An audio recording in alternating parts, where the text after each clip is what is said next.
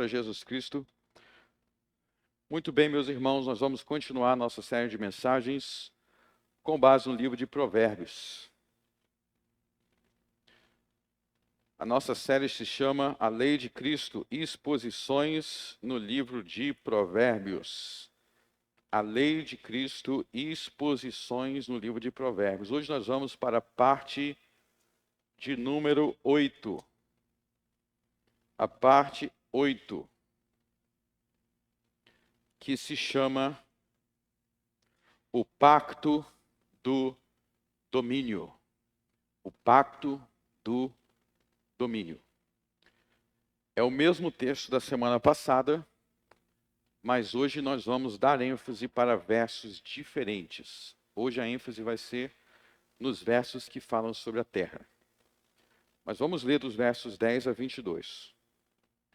Pois quando a sabedoria entrar no teu coração, e o conhecimento for agradável à tua alma, o discernimento te guardará e a inteligência te conservará, para te afastar do mau caminho e do homem que fala coisas perversas, dos que deixam as veredas da retidão para andarem pelos caminhos escusos, que se alegram de fazer o mal e folgam com as perversidades dos maus, cujas veredas são tortuosas e que se desviam nos seus caminhos, para te afastar da mulher estranha, sim, da estranha que lisonjeia com as suas palavras, que deixa o guia da sua mocidade e se esquece da aliança de seu Deus.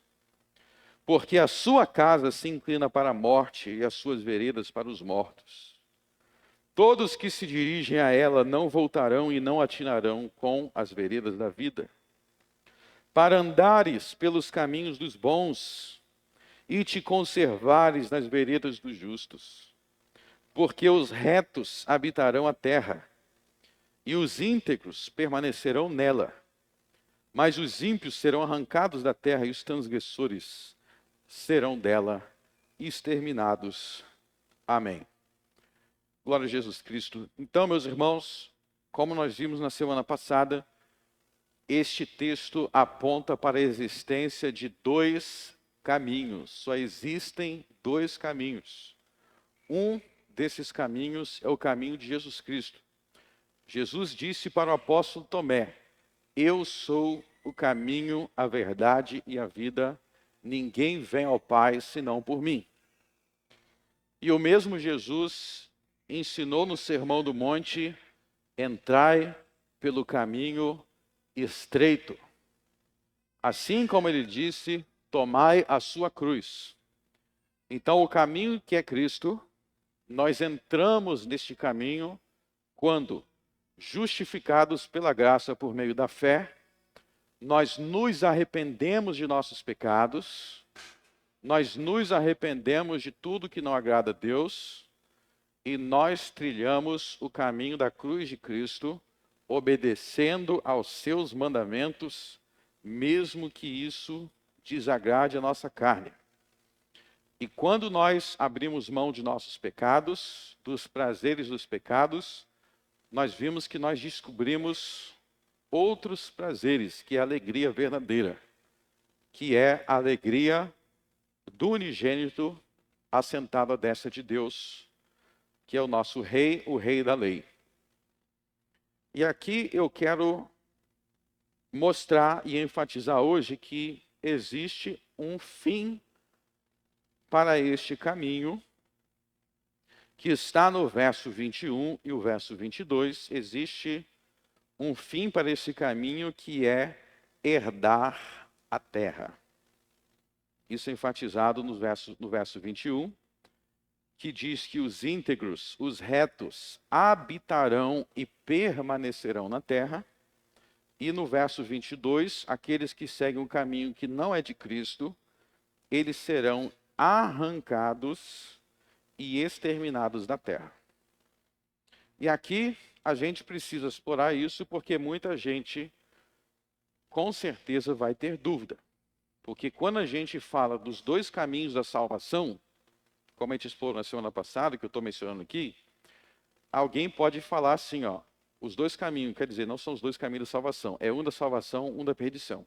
Quando a gente fala desses dois caminhos, as pessoas podem se perguntar: eu pensei que o fim do caminho da salvação era o céu, e eu pensei que o fim do caminho da perdição era o inferno. Então, por que que a gente está falando aqui sobre a terra? Por que que a gente fala sobre a terra, habitar e permanecer na terra como o fim do caminho da salvação e ser desarraigado, arrancados como o fim do caminho dos ímpios? Porque, como nós vamos explorar hoje, o fim da nossa jornada não é o céu. O fim da jornada no cristão não é o céu. Isso é um mal entendido que alguns cristãos têm. O céu não é o fim, o céu é uma passagem. A terra, na Bíblia, tem uma importância central, tem uma importância muito grande, mais do que grande parte dos cristãos percebem. E é isso que nós vamos explorar hoje, quando nós explorarmos o pacto do domínio. Então perceba isso, ó, no verso 21, o destino dos retos é habitar a terra. E no verso 22, o destino dos ímpios é ser arrancado da terra. Então existe aí uma relação da terra com o cada caminho. Qual é a relação da terra com cada caminho? Nós vamos começar a explorar a partir do livro do Gênesis. Nós vamos fazer a viagem pela Bíblia agora. Então peço que vocês abram no livro do Gênesis. Gênesis capítulo 1. Vamos começar bem do começo. Gênesis capítulo 1. Nós não vamos ler o capítulo 1, mas nós vamos ler alguns versos. Os versos que acontecem, daquilo que acontece no sexto dia.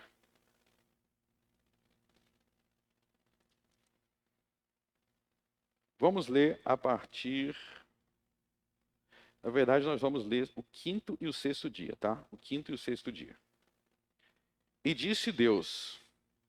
Desculpe, verso 20. Verso 20. E disse Deus: produzam as águas abundantemente répteis de alma vivente, e voem as aves sobre a face da expansão dos céus. E Deus criou as grandes baleias e todo réptil de alma vivente que as águas abundantemente produziram conforme as suas espécies. E toda ave de asas conforme a sua espécie, e viu Deus que era bom. E Deus os abençoou, dizendo: frutificai e multiplicai-vos, e enchei as águas dos mares. E as aves se multipliquem na terra. E foi à tarde e amanhã o dia quinto. E disse Deus: produz a terra alma vivente conforme a sua espécie, gado e répteis e feras da terra conforme a sua espécie. E assim foi. E fez Deus as feras da terra conforme a sua espécie, e o gado conforme a sua espécie, e todo réptil da terra conforme a sua espécie. E viu Deus que era bom. E disse Deus: façamos o homem à nossa imagem, conforme a nossa semelhança, e domine sobre os peixes do mar, e sobre as aves dos céus, e sobre o gado, e sobre toda a terra, e sobre todo réptil que se move sobre a terra. E criou Deus o homem à sua imagem, a imagem de Deus o criou, homem e mulher os criou.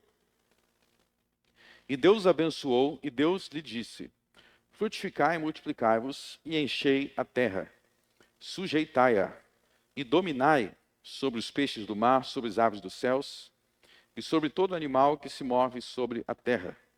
E disse Deus: eis que vos tenho dado toda a erva que dê semente, que está sobre a face de toda a terra, e toda a árvore em que há fruto que dê semente, ser-vos-á para mantimento.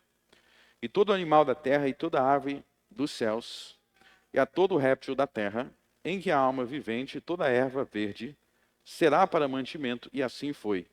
E viu Deus tudo o que tinha feito, e eis que era muito bom, e foi à tarde e amanhã o dia sexto. Então nós vimos aí a criação dos animais. Deus criou os animais, e após criar os animais, a última criatura que Deus fez foi o homem.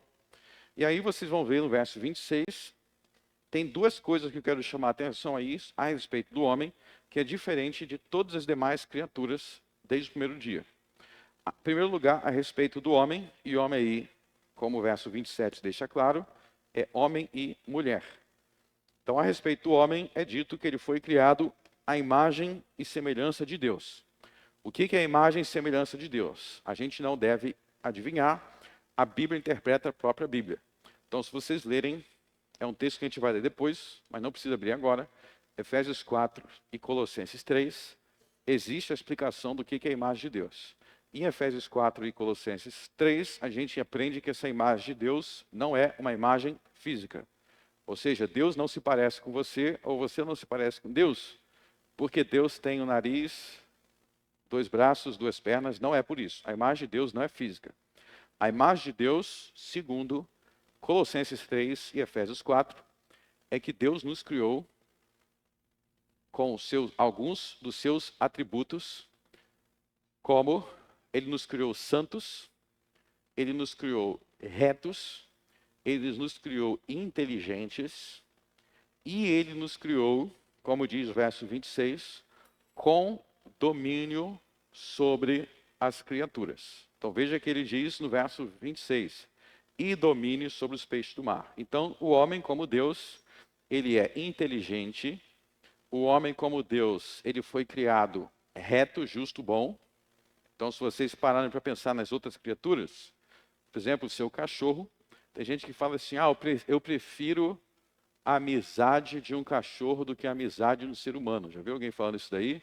Isso é uma das maiores besteiras que alguém pode falar, porque o motivo do seu cachorro não te fazer mal não é que ele é reto e bom, é que ele não tem essa capacidade. Então o cachorro, ele não tem a capacidade de ser uma pessoa igual ao ser humano, bom ou ruim, porque ele não tem inteligência para isso. Ele não tem a capacidade que o ser humano tem. Então, por que o seu cachorro não faz caridade, não ajuda os pobres? Por que o seu cachorro não frequenta o culto? Porque ele tem todas as suas capacidades muito reduzidas em relação ao homem. Então, é igual falar assim, o meu computador nunca me fez nenhum mal, ele não me odeia. Então, a gente tem que parar de atribuir a outras coisas, a outras criaturas, coisas que pertencem ao homem. Então, essa questão de ser bom ou de ser mal, esse fator moral é uma das características que diferencia o homem dos animais.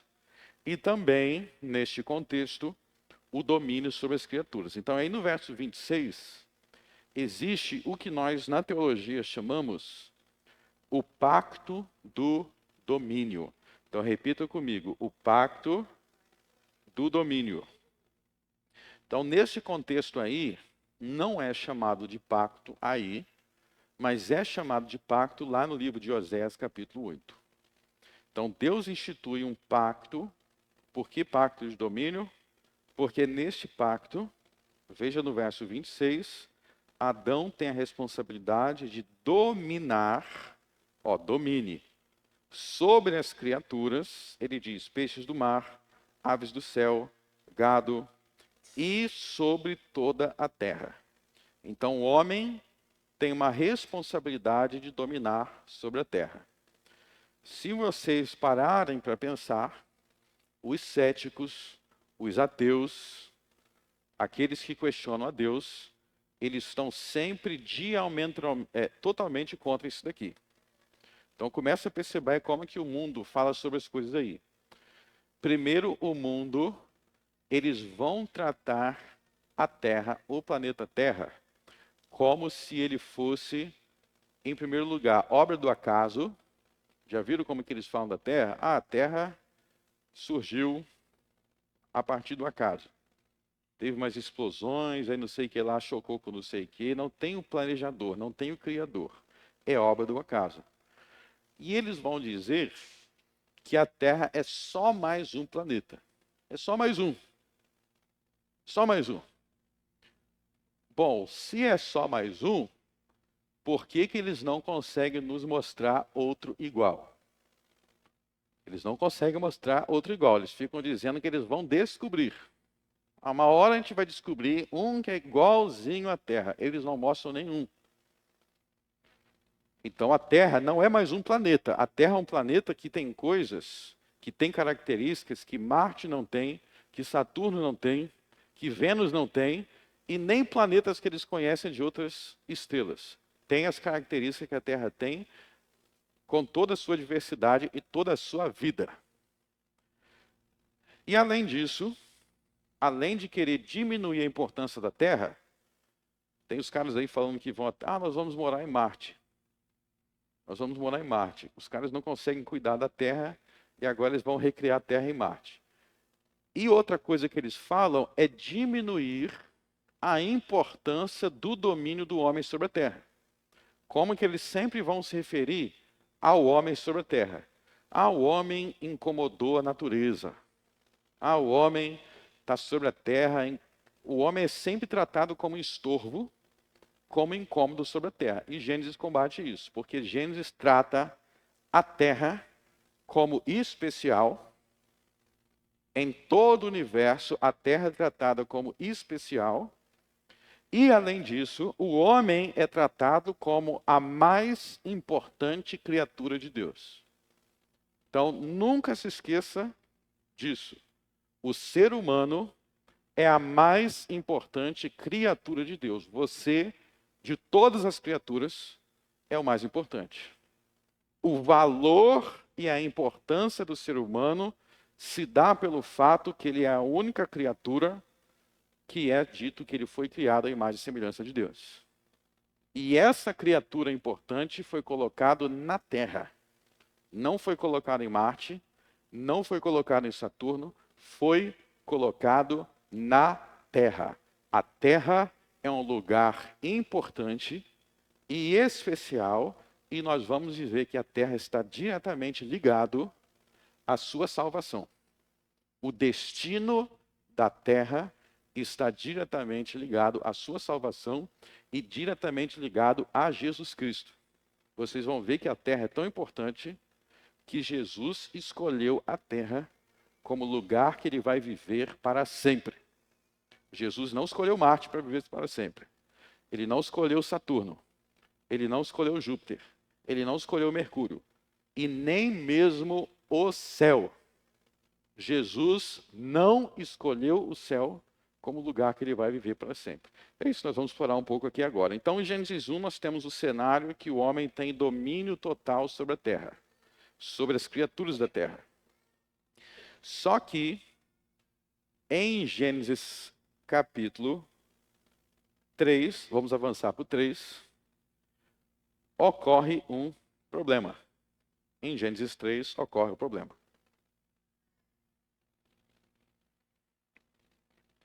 Qual é o problema de Gênesis 3? Nós não vamos ler tudo, mas Gênesis 3 fala da queda do homem.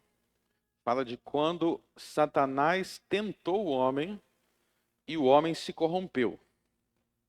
Ou seja, aquilo que o homem foi criado para ser justo, bom, inteligente, é em Gênesis 3 que ele vai se corromper e vai destruir, como nós vamos ver agora, não só a si mesmo, mas ele vai destruir a criação de Deus. Então nós não vamos ler tudo, mas veja a maldição que vai vir no verso 17.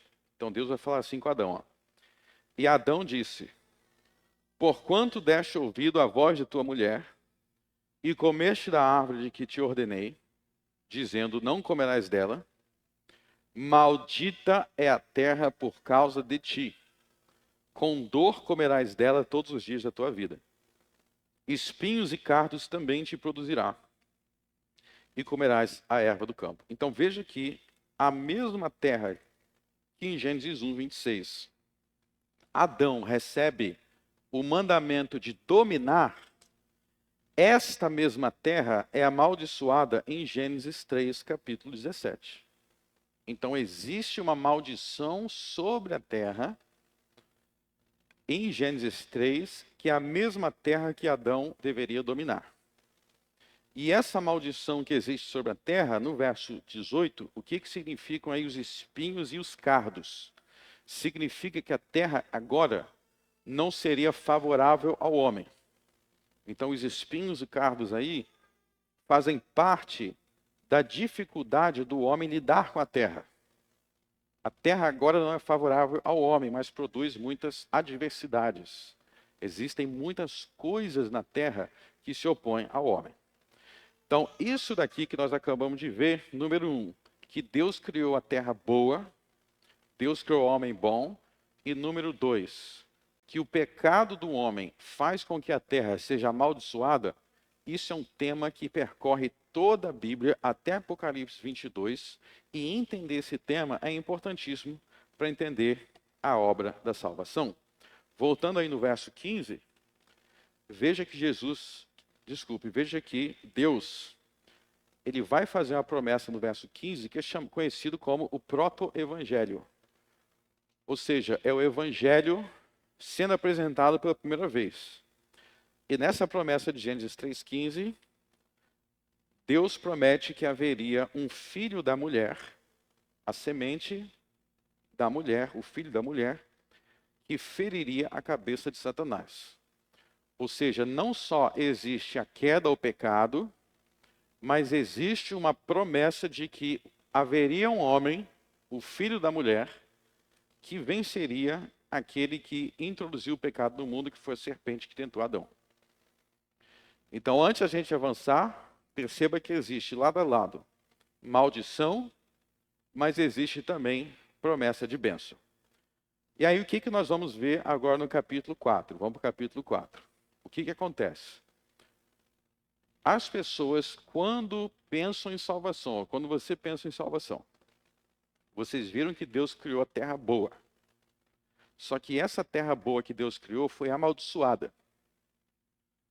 O que muita gente pensa?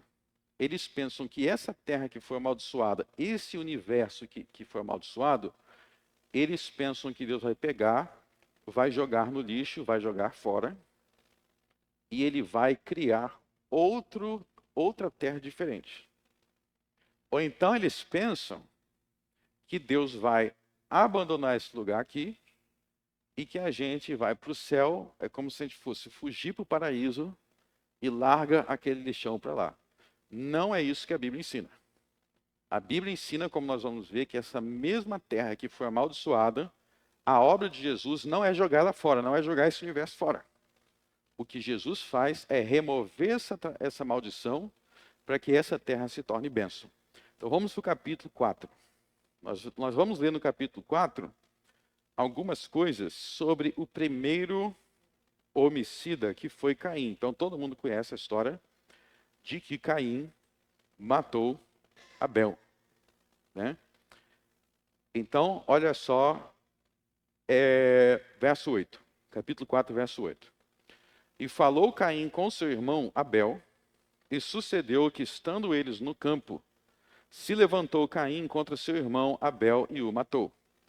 E disse o Senhor a Caim: onde está Abel, teu irmão? E ele disse: não sei, sou eu o guardador do meu irmão? Então, olha só que a resposta de Caim é uma quebra do 6º mandamento com a boca. Lembra que falamos isso semana passada? Ele abriu a boca para desprezar a vida do seu irmão. Ele quebrou o 6º mandamento com a boca, e já tinha quebrado antes. E disse Deus: que fizestes? Agora preste atenção. Vamos ler todo mundo junto. A voz do sangue do teu irmão clama a mim desde a terra. E agora maldito és tu desde a terra, que abriu a sua boca para receber da tua mão o sangue do teu irmão. Então olha só, existe a ideia de que quando Caim matou Abel, o sangue derramado foi derramado sobre a terra. E segundo o verso 11, isso faz com que a terra seja maldita. Só que a terra já estava maldita desde Gênesis 3, não é isso? Então veja que quando Caim peca, o que ele está fazendo na verdade então? Ele está aumentando a maldição. Porque já tinha sido amaldiçoado no capítulo 3, e agora é ainda mais amaldiçoado, porque o sangue abriu, a terra abriu sua boca, verso 11, para receber da tua mão o sangue do teu irmão. Então isso aqui é muito importante, a ideia de que a terra está abrindo a sua boca, é óbvio que é figurado, para receber o sangue, e o sangue, verso 10, a voz do sangue está clamando desde a terra.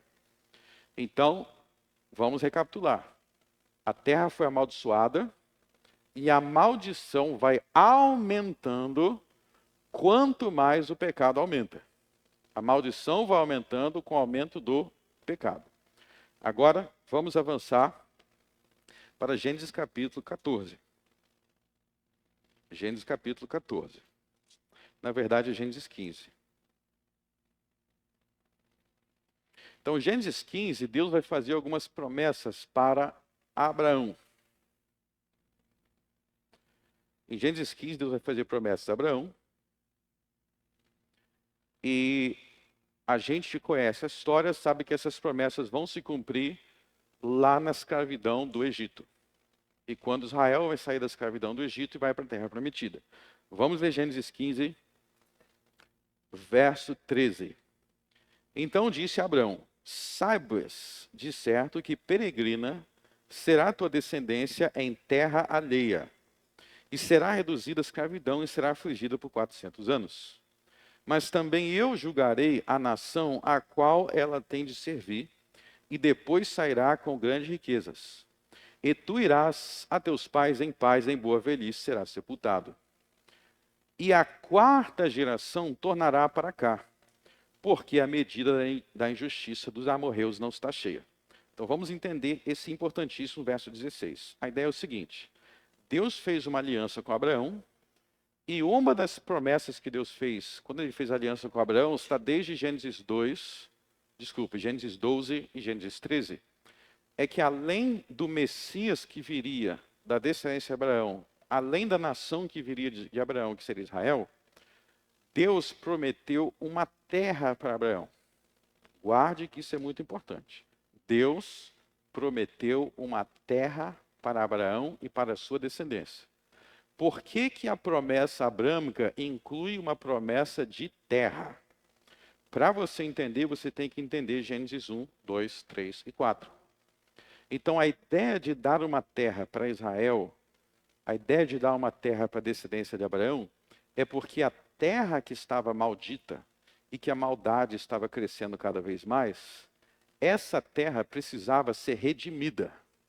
Essa terra precisava ter a maldição removida. Então, quando Deus diz, eu vou dar uma terra para Abraão, ele está prometendo e ele está querendo, faz parte do propósito de Deus, ali inicialmente uma terra que não vai ser uma terra maldita, mas que vai ser uma terra abençoada. Ou seja, na promessa de terra de Abraão, existe uma perspectiva, um propósito de que a terra que estava maldita pelo pecado precisa ser restaurada. E aqui Deus está dando mais detalhes sobre essa terra, e ele está explicando para Abraão que Abraão não receberia a terra naquela geração. Ele diz no verso 15 que Abraão vai morrer, tu irás a teus pais em paz, em boa velhice serás sepultado, você vai morrer, Abraão. E na quarta geração, ou seja, daqui a 4 gerações, aí vocês vão receber a terra. Agora, olha só o detalhe, por que demoraria 4 gerações? Isso aqui é muito importante, verso 16. Por que ia demorar 4 gerações? Vamos ver todo mundo junto? 1, 2, 3. Porque a medida da injustiça dos amorreus não está ainda cheia. Vocês estão lendo muito baixinho. Gênesis 15, 16. Todo mundo junto. Porque a medida da injustiça dos amorreus não está cheia. Quem eram os amorreus? Amorreus era um dos povos que moravam na terra prometida, lá no Oriente Médio. E Deus está falando, eu não vou te dar a terra agora, Abraão, porque os amorreus, eu preciso esperar que a injustiça deles se encham. E quando a injustiça deles se encher, eu vou destruir eles, eu vou arrancar eles de lá, para que você, a sua descendência, não você, mas a sua descendência habite lá. Então veja que existe aqui uma ideia no verso 16, que é a mesma ideia de Provérbios 2. Vamos voltar para Provérbios 2, para ver se a gente consegue conectar. Volte lá para Provérbios 2. Então, Provérbios 2, verso 21, diz que os retos habitarão a terra e que os íntegros permanecerão nela. Mas o verso 22 diz que os ímpios serão arrancados da terra e os transgressores serão dela exterminados. De que maneira se relaciona com Gênesis 14? Você pode voltar para Gênesis 15, desculpa. No contexto do verso 16, os amorreus são os injustos. E Deus está dizendo que ele vai fazer o que com os amorreus? Que ele vai arrancar. E quem que vai herdar a terra? Os justos descendentes de Abraão. Então existe um princípio aqui que Deus não quer os ímpios, Deus quer os justos. Deus não quer a maldição do pecado sobre a terra, ele quer a bênção dos justos produzindo bênção. Só que os amorreus ainda não estavam tão pervertidos na geração de Abraão, a ponto de Deus arrancá-los. Então eles teriam que esperar quantas gerações? 4. A quarta geração foi qual geração? A geração de Josué. Bom, agora com isso em mente, vamos pular para o livro de Levítico, capítulo 20, onde Deus vai falar deste mesmo povo aí dos amorreus. Vamos abrir em Levítico 20 e vocês vão ver algo muito importante. Deus vai falar deste mesmo povo junto com outros. Levítico 20.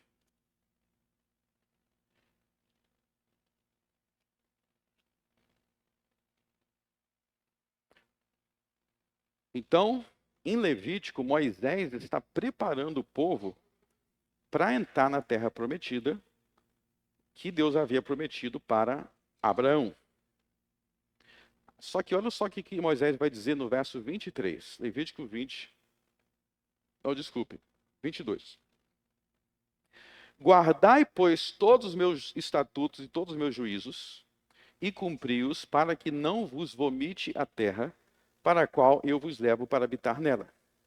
E não andeis nos costumes das nações que eu expulso de diante de vós, porque fizeram todas essas coisas, portanto fui enfadado deles. E a vós vos tenho dito, em herança possuís a terra, que eu darei a vós para possuirdes, terra que mana leite e mel. Então veja aí qual é a ideia. Deus está falando, ó, quando vocês entrarem na terra prometida, vocês têm que ser justos. Vocês têm que cumprir os meus estatutos, os meus juízos. Porque se você não cumprir, verso 22, o que a terra vai fazer? A terra vai te vomitar. Preste atenção nesse vocábulo. Para que a terra não vos vomite.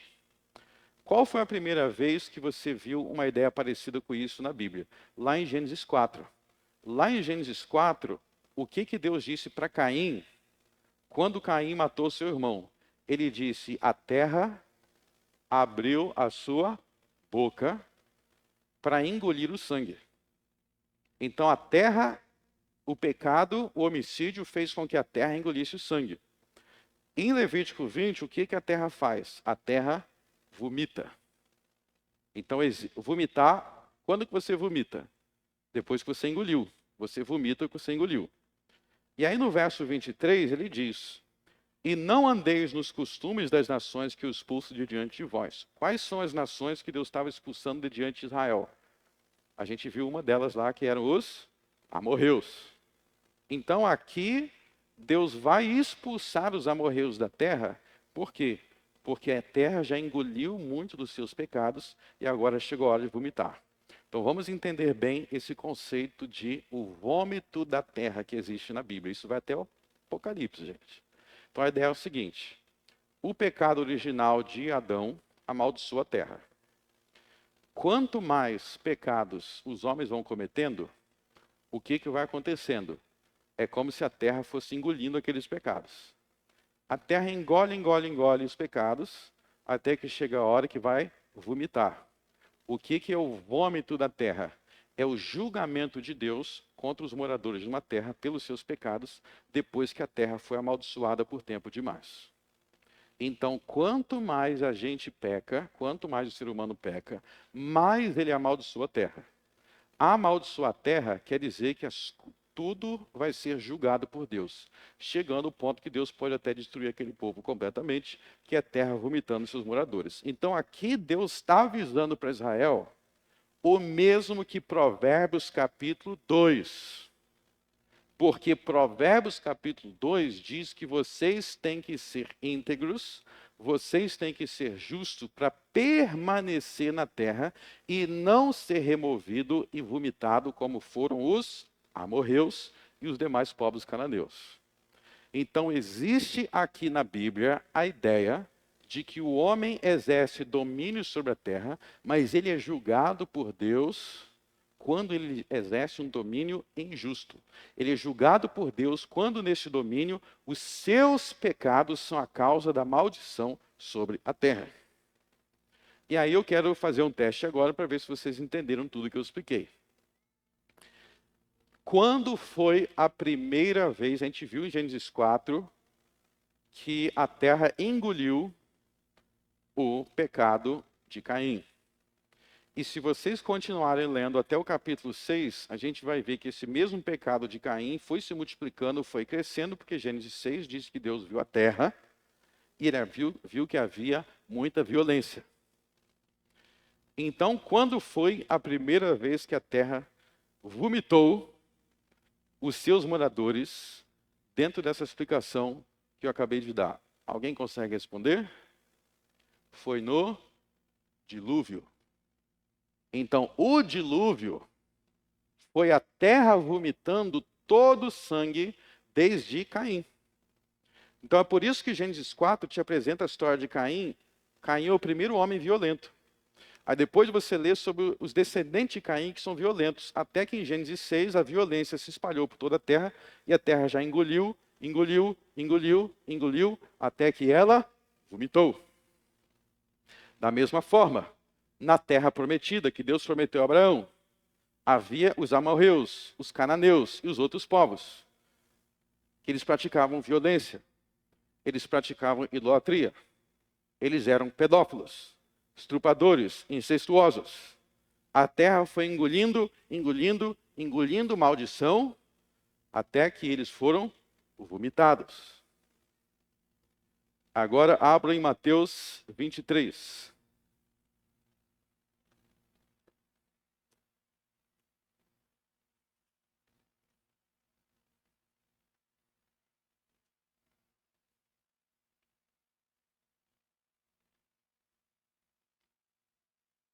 Então, lá em Mateus 23, nós vamos ver que Jesus faz uma aplicação de Levítico 20 sobre a aliança de Deus com a terra.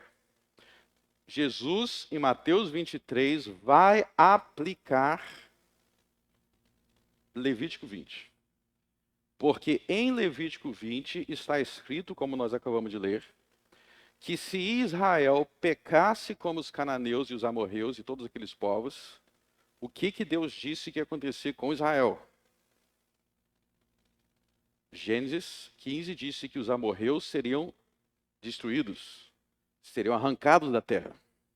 Só que Levítico 20 diz: Israel, se você repetir os pecados dos amorreus, lá em Levítico 20, dessas nações que eu os expulso diante de vós, Moisés disse: vocês vão ser vomitados. E é isso que Jesus diz em Mateus 23. Preste atenção.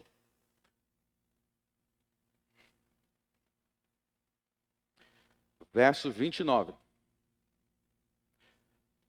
Ai de vós, escribas e fariseus, hipócritas, pois que edificais o sepulcro dos profetas e adornais o monumento dos justos.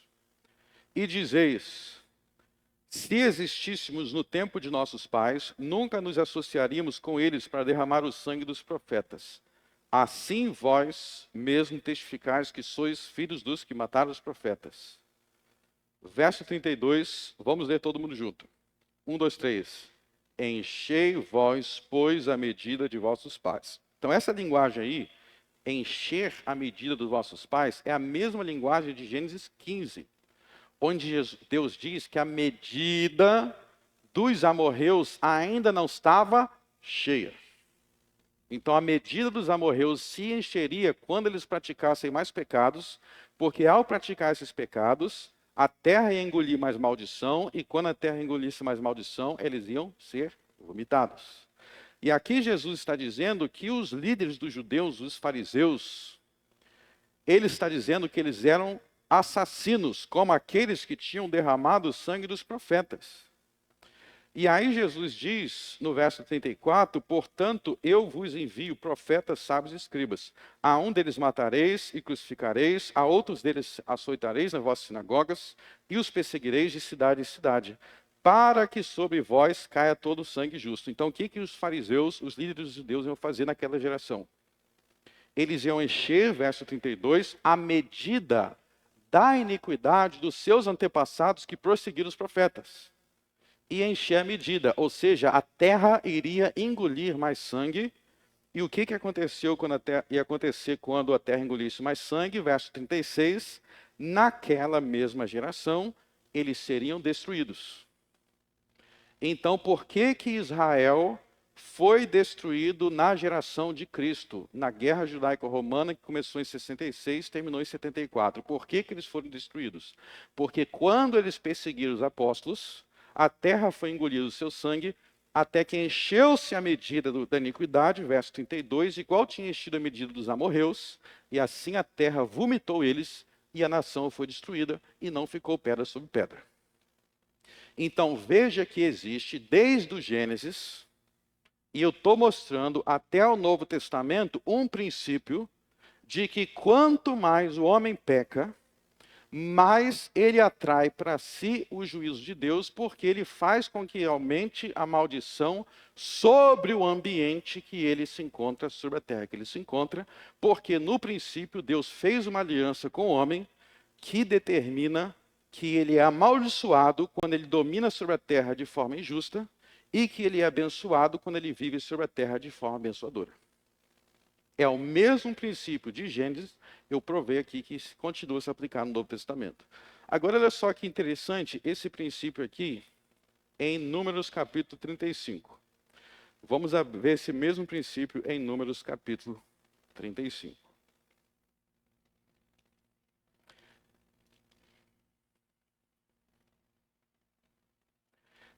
Antes de ler, eu vou fazer uma pergunta para vocês.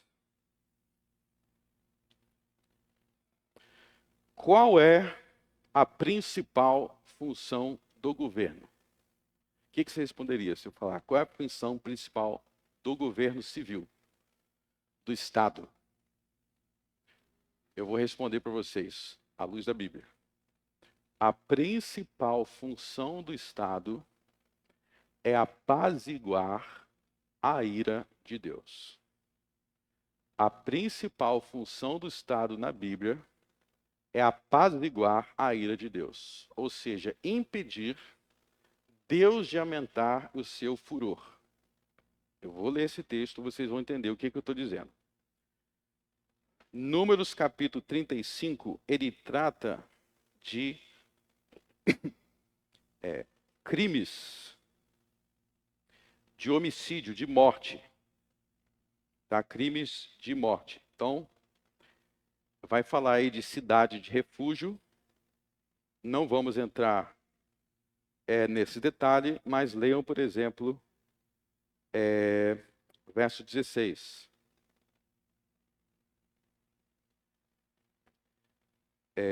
Diz assim, o verso 16.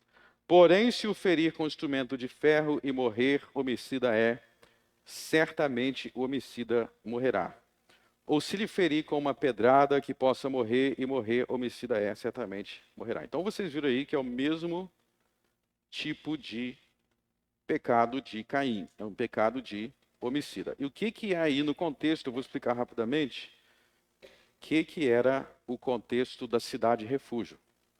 A cidade refúgio, se você tivesse sendo acusado de homicídio, só que você era inocente, você podia fugir para uma dessas cidades de refúgio para receber proteção. E aí, na cidade de refúgio, você não corria o risco de alguém se vingar de você injustamente. Era um lugar para você ir para ser protegido, para você receber um julgamento justo, caso você estivesse sofrendo risco de morte. Mas aí, presta atenção no verso 30. Todo aquele que matar alguma pessoa, conforme depoimento de testemunha, será morto. Mas uma só testemunha não testemunhar contra alguém para que morra. Então ele está dizendo que para alguém receber pena de morte, tinha que ter testemunhas do crime. Ou seja, as pessoas não poderiam receber pena de morte só porque alguém falou que acha, não. Tem que ter testemunhas. Agora, olha só o verso 32. Também não tomareis resgate por aquele que se acolher à sua cidade de refúgio, para tornar a habitar na terra. O que é resgate aí? Vou explicar para vocês o que é resgate. Isso tem muito a ver com a obra de Jesus. Então Jesus disse assim, o Filho do Homem veio para dar a sua vida em resgate de muitos. O que é resgate na lei de Moisés? Então, quando você cometesse um crime, se fosse um crime de morte, existia a possibilidade, no caso de alguns crimes, de você pagar um valor para você não morrer. Então, isso era resgate. Então, vamos dizer que você cometeu um crime tal. Aí você vai alegar, não, foi acidente, não foi isso. Aí você podia pagar um resgate para não morrer. Então, o resgate é um valor pago para você não receber pena de morte. Por que Jesus disse que ele veio pagar o resgate por nós? Porque nós estávamos condenados ao inferno, ou seja, a pena da morte eterna, e Jesus deu a sua vida para que a gente não morresse. Isso é resgate. Entenderam o que é resgate? Só que havia um tipo de crime que não se podia pagar resgate.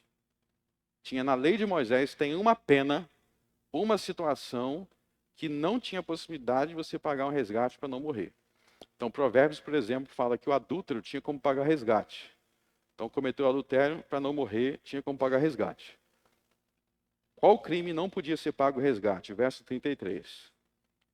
Assim não profanarás a terra em que estás, porque o sangue faz profanar a terra. Vocês leram sobre isso aonde? Que o sangue faz profanar a terra. Gênesis 4, não foi? Na história de Caim, a terra engoliu o sangue. Vocês não viram em Mateus 23? O sangue dos mártires profana a terra. A terra faz profanar, o sangue faz profanar a terra. E nenhuma expiação se fará pela terra, por causa do sangue que nela se derramar, senão com o sangue daquele que o derramou. Não contaminareis, pois, a terra na qual vos habitais, no meio da qual eu habito, pois o Senhor habita no meio dos filhos de Israel. Então vamos entender aqui. Ele está dizendo que quando tem um homicídio, você não poderia pagar resgate nenhum. A única maneira de lidar com o sangue da vítima que teve o seu sangue derramado sobre a terra, é se o assassino fosse morto. Então ele está dizendo, eu não aceito pena por homicídio que não seja a pena de morte para o homicida, o matador. Então, deixa eu explicar aqui a lógica. Agora vocês vão entender o que eu disse que é a principal função do governo civil aqui. Então, a ideia é o seguinte, quando aquela pessoa foi morta, o que significa, desde Gênesis 4, que a terra engoliu o seu sangue? Quer dizer que quando aquela pessoa foi morta, Deus se irou. Deus não ficou feliz com aquele assassinato, porque Deus ama a vida. Ele criou o homem à sua imagem. E o texto a ideia é o seguinte, se morreu alguém no meio de uma comunidade, no caso de meio Israel, a única maneira de Deus ser apaziguado, de Deus falar, agora eu estou feliz. Vamos trazer para os termos modernos. É se o matador for morto. Então Deus se ira tanto contra o matador que ele exige que os governantes executem o matador para que a terra se tranquilize. Voltando para o livro de Gênesis. O que trouxe o dilúvio? Muito sangue profanando a terra, chegou um momento que Deus vomitou. Lembra o que Jesus diz no Apocalipse? Vomitar-te-ei da minha boca. É a mesma lógica do Gênesis. Então, a ideia é o seguinte, a gente está falando de homicídio, mas quando um crime acontece, seja homicídio, mas também roubo, adultério, qualquer tipo de crime, Deus se ira para contra aquele crime. Mas quando a sociedade ao redor, os governantes não fazem nada para proteger a vítima, ou para dizer, nós não nos agradamos desse crime, a ideia é que a ira de Deus permanece naquela sociedade por omissão. Essa que é a lógica. Então eu vou repetir. Qual é a função principal do governo civil? Apaziguar a ira de Deus. Como que o governo apazigua a ira de Deus? Dizendo, Deus, nós vimos que aconteceu um crime aqui, mas não derrame a sua ira sobre nós, porque nós já estamos resolvendo, nós vamos punir o assassino. Aí Deus fala, vocês vão punir o assassino? Então eu vou ficar satisfeito. Foi uma viúva roubada.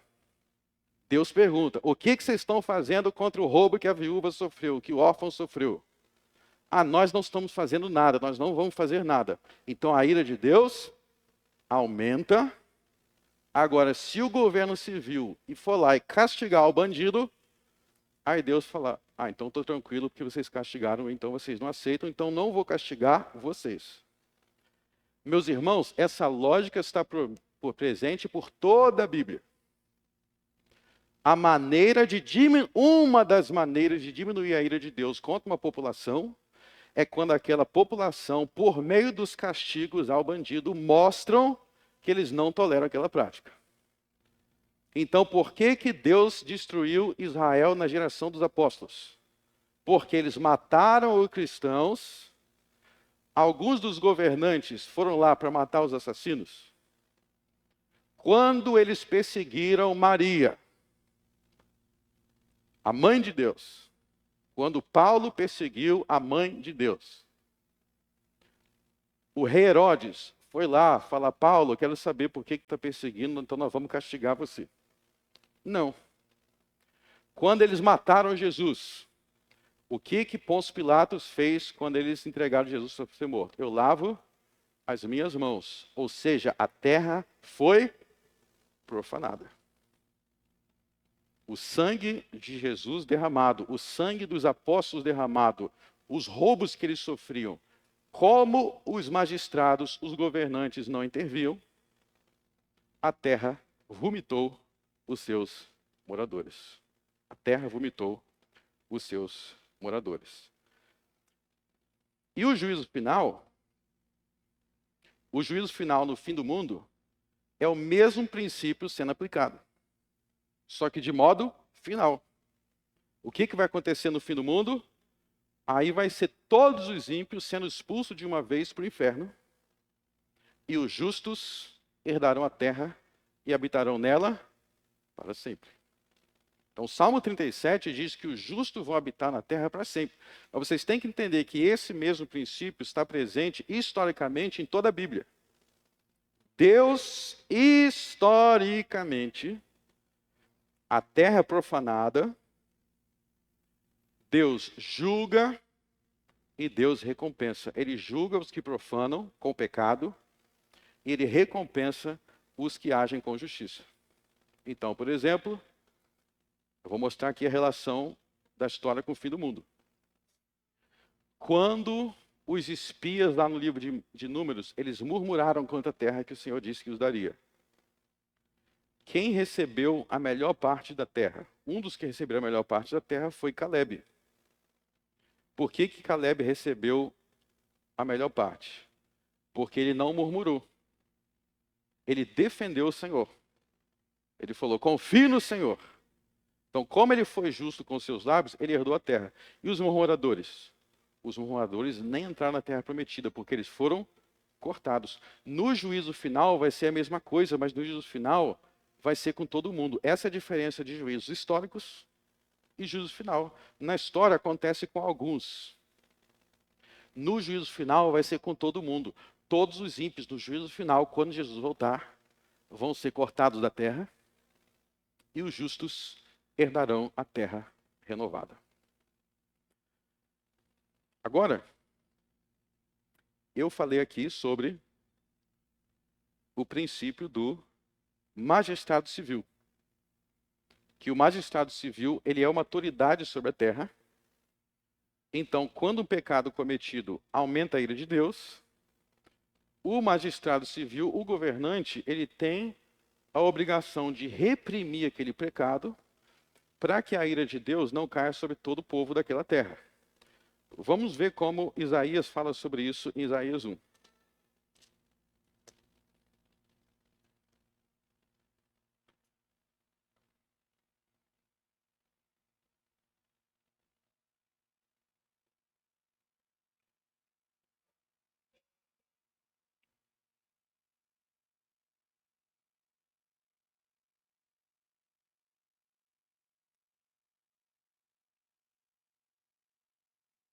Isaías 1,15.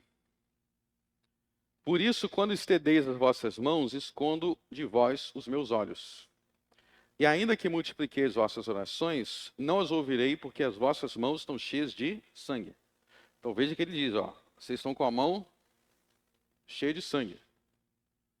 Por que eles estão com a mão cheia de sangue? Vamos entender. Verso 16. Lavai, purificai, tirai a maldade de vossos atos de diante dos meus olhos. Cessai de fazer o mal. Aprendei a fazer o bem. Procurai o que é justo. Ajudai o oprimido, fazei justiça ao órfão. Tratai da causa das viúvas. Vinde então e raciocinemos juntos. Diz o Senhor, ainda que os vossos pecados sejam como escarlata, eles se tornarão brancos como a neve. Ainda que são vermelhos como o carmesim, tornarão como a branca lã. Se quiseres obedecer, comerei o bem dessa terra. Então, se Israel obedecesse, a terra, tá vendo a terra? A terra vai ser abençoada. Por que vai ser abençoado? Porque eles não estão profanando a terra com os seus pecados. Só que o que eles estavam fazendo? Verso 20. Eles estavam se recusando. Olha só como que eles se recusavam, verso 23. Os teus príncipes são rebeldes e companheiros de ladrões. Cada um deles ama as peitas. E anda atrás de recompensa. E não fazem justiça ao órfão, nem chega perante eles a causa da viúva. Ou seja, os juízes, eles queriam grana, dinheiro, poder. Então, eles não faziam justiça contra os que sofriam crimes. Como que eles não faziam? Um órfão era roubado. Uma viúva era roubado, sofria um crime. Eles não se preocupavam em resolver aqueles crimes porque eles buscavam recompensas e peitas. E essa é a razão de Deus dizer que ele vai amaldiçoar a terra, que eles não vão comer o melhor da terra. Vocês estão vendo que é o mesmo princípio de Números 35? O mesmo princípio de Números 35, de que se os magistrados não castigar o criminoso, Deus amaldiçoa a terra inteira. Vamos aplicar isso ao Brasil? Então, no Brasil, se ocorrer um crime em Campo Bom, e se a delegacia falar, nós não vamos nos preocupar em resolver esse crime. Se o governante do Rio Grande do Sul, se o prefeito, se os vereadores se mostrarem omissos, se eles se mostrarem omissos, Deus olha para aquela situação e vai aumentando a ira de Deus. E como é que a ira de Deus diminui? Se eles começarem a agir. Se eles se arrepender e seguir o caminho reto. Vocês estão entendendo a responsabilidade que você tem numa eleição? Porque quando você elege magistrados injustos, você está cooperando para aumentar a ira de Deus contra a terra.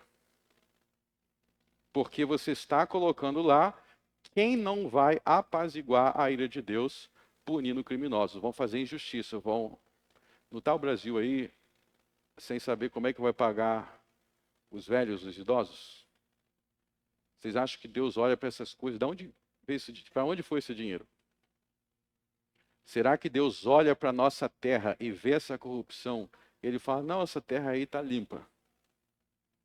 Quanto mais a gente aumenta os nossos pecados, quanto mais os governantes são omissos, mais a terra engole maldição. Mas agora eu vou fazer outra aplicação. Porque eu estou aqui enfatizando a autoridade dos magistrados. E que os governantes podem aumentar ou diminuir a maldição sobre a terra. Mas os magistrados não são as únicas autoridades que existem. Além dos magistrados, existe a autoridade dos pastores na igreja e existe a autoridade dos chefes de família, não é isso? Então, eu quero mostrar para vocês que essa mesma lógica que eu acabei de dizer, que os magistrados têm uma responsabilidade de impedir que a terra seja profanada, porque eles são autoridade, vocês, homens, são os principais autoridades sobre o seu lar, vocês, mulheres, são os auxiliadores dos homens, e eu, pastor, cumpro essa função na igreja. E eu tenho a responsabilidade de impedir que a igreja seja profanada. A mesma lógica a Bíblia vai aplicar. Então, vou dar um exemplo para vocês. Em 1 Coríntios 5, Paulo questiona a igreja de Corinto por que tem um cara aí que tem um caso com a madrasta dele e vocês não fazem nada. Por que vocês não expulsaram esse cara?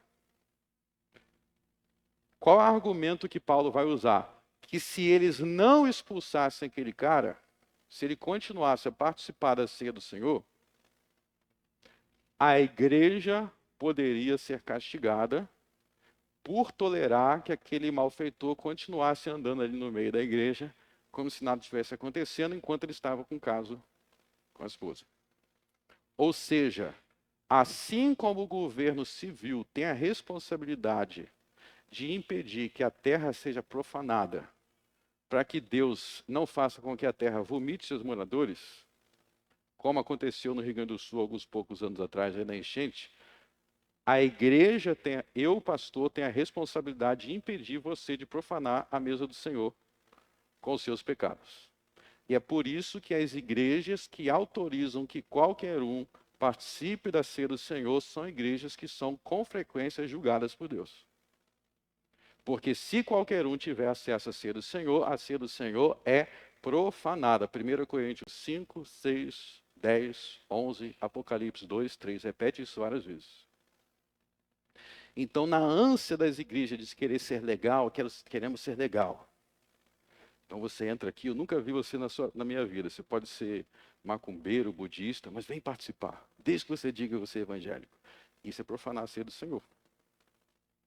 Porque pode ser que você seja um herege, um libertino.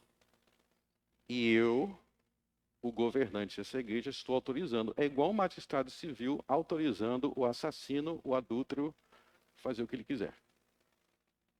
Pode fazer, pode distribuir AIDS. E o mesmo raciocínio se aplica na sua casa. Vamos abrir em Êxodo capítulo 20.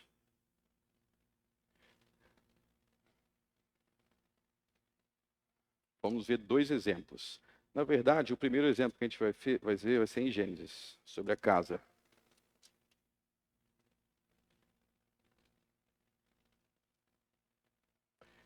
Gênesis capítulo...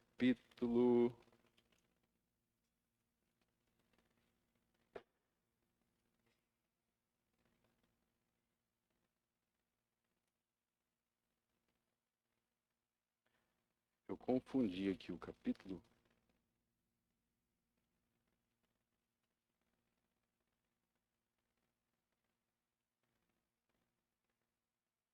É 35. Pensei que é 32, mas é 35.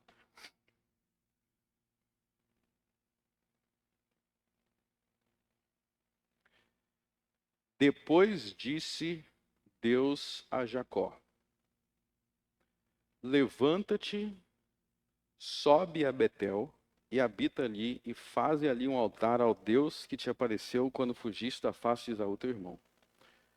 Então disse Jacó à sua família e a todos que com ele estavam: tirai os deuses estranhos que há no meio de vós, e purificai e mudai as vossas vestes.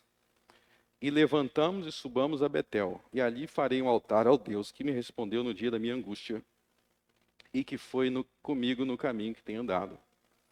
Então deram a Jacó todos os deuses estranhos que tinham em suas mãos, os brincos que estavam às suas orelhas, e Jacó os escondeu debaixo do carvalho que está junto a Siquém. E partiram, e o terror de Deus foi sobre as cidades que estavam ao redor deles, e não seguiram após o filho de Jacó. Então vamos entender aqui o cenário. Então veja que aqui, quando ele fala de deuses estranhos, tirar os deuses estranhos, ele está falando de objetos. Então são imagens. São imagens de escultura. Então ele está falando aqui do primeiro e do segundo mandamento. Agora veja que Jacó, ele não tinha só uma responsabilidade em relação a ele não adorar falsos deuses, que é o primeiro mandamento. Ele tinha uma responsabilidade para com a sua casa.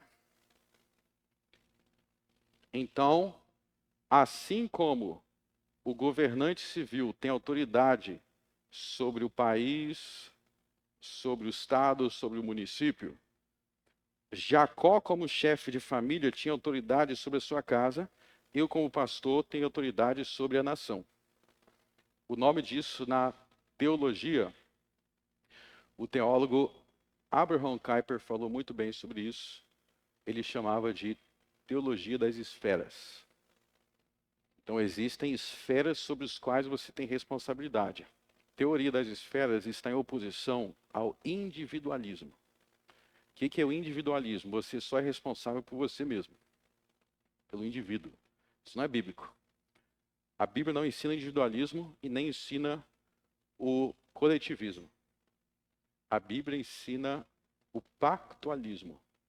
Você tem responsabilidades de acordo com a esfera pactual do qual você faz parte. Então, qual é a esfera da minha autoridade? Eu tenho, na minha casa eu sou o pai e o marido, essa é a minha autoridade. Na igreja eu sou o pastor. Então, eu te dou ordens sobre coisas que são da esfera familiar da sua casa? Não. Então, eu não vou chegar, por exemplo, na sua casa e falar assim, ó, não gostei desse sofá verde. Eu quero um rosa. Eu quero um vermelho. Eu não posso fazer isso porque eu não tenho autoridade pactual. Isso é autoridade de quem? Do homem e da mulher que é dono daquela casa.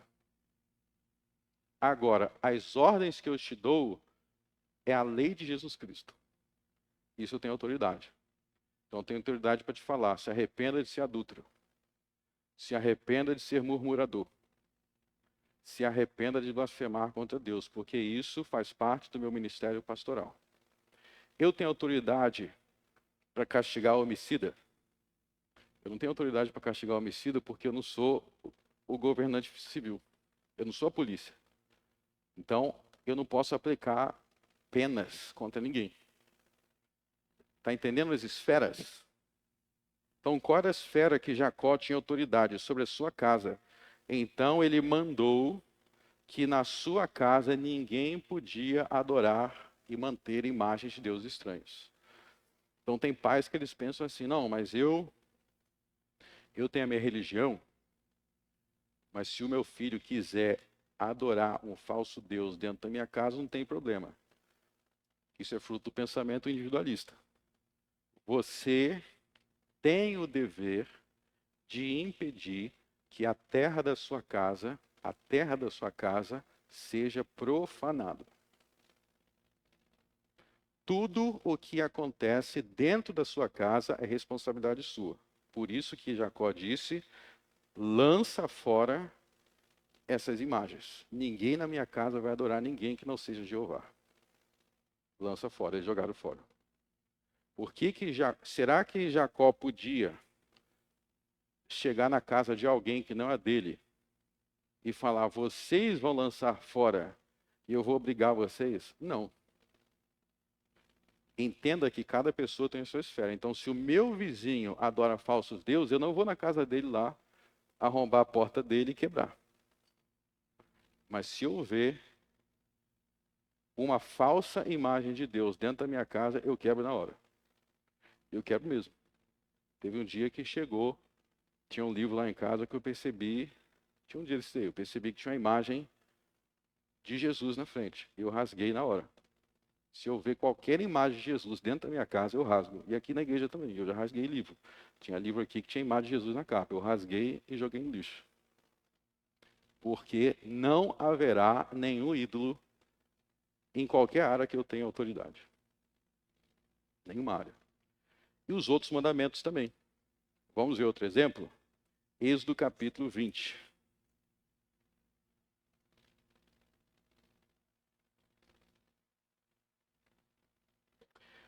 Vamos ler o quarto mandamento. 6 dias trabalharás e farás toda a tua obra. Mas o 7º dia é o sábado do Senhor teu Deus. Agora presta atenção. Não farás nenhuma obra, nem tu. O individualista, ele para no nem tu. Então, eu não faço nenhuma obra, é só eu. Não, vamos continuar. Nem teu filho, nem tua filha, nem o teu servo, nem a tua serva, nem o teu animal. Lembra de Gênesis 1? O homem domina sobre os animais. Nem o teu estrangeiro que está dentro das tuas portas. Então, esse texto está dizendo que no dia de descanso, não sou só eu que não posso trabalhar. Se tiver alguém dentro das minhas portas, eu não posso fazer essa pessoa transgredir o 4º mandamento. Você está vendo que aqui ele reflete uma autoridade sobre a tua casa. Dentro das tuas portas, quer dizer na tua casa. Então, se no domingo o meu vizinho vai ficar igual um louco trabalhando, isso é problema dele. Na minha casa ninguém vai trabalhar. Nem o estrangeiro que está dentro das tuas portas, ele não vai transgredir o 4º mandamento na minha casa, até onde é possível eu verificar. Por quê? Teologia das esferas, porque é a minha casa. Agora, o governo civil, se eu fosse governante civil, se você passar aí, a maioria das lojas estão fechadas, né? Então, alguma parte eles estão fazendo, que eles estão levando as lojas a se fechar. Então, veja que existe hierarquia de responsabilidade. E, para finalizar, volte em Provérbios 2.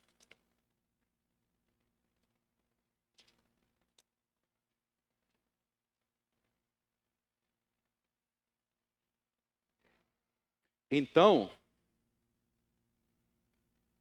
os versos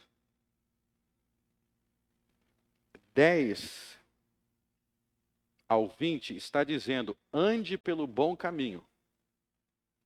E esse bom caminho é cumpra suas responsabilidades em todas as áreas que Deus te colocou. Se você fizer isso, você vai ser abençoado na terra, nesta vida e no mundo vindouro. Não permita, verso 18, que a sua casa seja profanada. Quanto mais pecado você comete dentro de casa, quanto mais pecado você ou comete, ou você permite que seja cometido na sua casa, mais a sua casa, verso 18, vai se inclinar para a morte, porque aquela é a terra sobre a qual você é responsável. Vocês estão vendo o quanto que é importante entender a relação da terra com o pacto? As pessoas hoje não entendem esse ensino bíblico que é amplo na Escritura, de Gênesis a Apocalipse. O que Jesus diz na carta das 7 igrejas lá para os pastores? É a mesma lógica. Ele diz, vocês pastores, se vocês permitirem que Jezabel, que não sei quem, faça confusão na igreja, se vocês tolerarem Jezabel, ou seja, se vocês tolerarem que a terra da igreja seja profanada, eu vou punir você, eu vou arrancar você daí. E eu digo para vocês o mesmo. Se vocês permitirem que os seus filhos profanem a terra da sua casa, a sua terra da sua casa está sendo amaldiçoada também. A terra da sua casa, a terra da igreja, faz parte da terra do mundo, que precisa ser santificado. Por isso que, inclusive, a gente precisa recuperar a ideia de repreensão. O que é a ideia de repreensão? A repreensão, muitas vezes, é decisiva para a ira de Deus não cair sobre você. Dependendo do que você fizer na igreja, se eu não te repreender, eu posso ser responsabilizado por Deus. Dependendo do que você fizer dentro da sua casa, se você não repreender, você vai ser responsabilizado por Deus, porque a terra foi profanada e a ira de Deus aumentou. Os retos habitarão na terra. Parem de fazer coisas dentro da sua casa, dentro da igreja, dentro do seu trabalho, onde quer que esteja. Para de fazer coisas que levam Deus querer te tirar de lá. Tem coisas que você diz que Deus contempla e a ira dele se acende contra você. O que acontece com cristãos que não entendem isso? Eles não entendem que o que eles vivem, o que eles experimentam, está ligado ao que eles pensam, ao que eles falam e ao que eles fazem, colhendo bênção ou castigos. Nós vivemos na geração do cristianismo onde as pessoas não atentam para a relação entre o que eles fazem e os frutos que eles colhem. Mas Paulo deixou claro: aquilo que o homem plantar, certamente ele colherá. Na sua casa, na igreja, em todas as áreas da vida. Atente para as suas responsabilidades. E o último verso que eu vou ler, 1 Coríntios 6.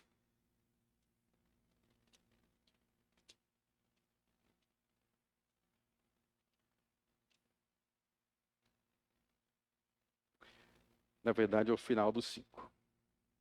Vamos ver a teologia das esferas aí, ó.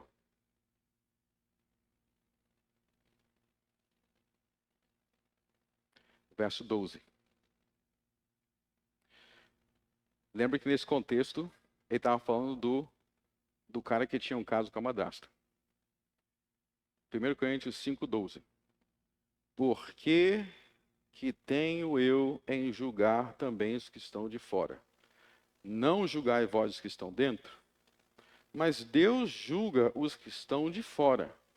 Tirai, pois, dentre vós a esse iníquo. Está vendo que esse negócio de fora e dentro da igreja é a teologia das esferas. Então, dentro da igreja, a gente não permite isso. Se ele não fosse da igreja, aí não quero saber. O que acontece dentro da igreja, o que acontece dentro da minha casa, é em toda a minha esfera. Aí eu tenho que julgar.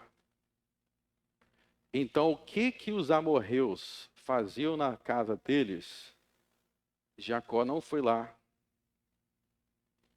Vou bater neles. Agora, na casa de Jacó, ninguém adoraria os deuses dos amorreus. Porque ali é a responsabilidade de Jacó. Maridos, a sua casa é a sua responsabilidade, homens. Pais, os seus filhos são as suas responsabilidades. Purifique o seu lar de tudo o que Deus odeia. Purifique a sua casa. Não tolere a maldade no seu lar. Vamos orar. Senhor, que nós venhamos construir famílias,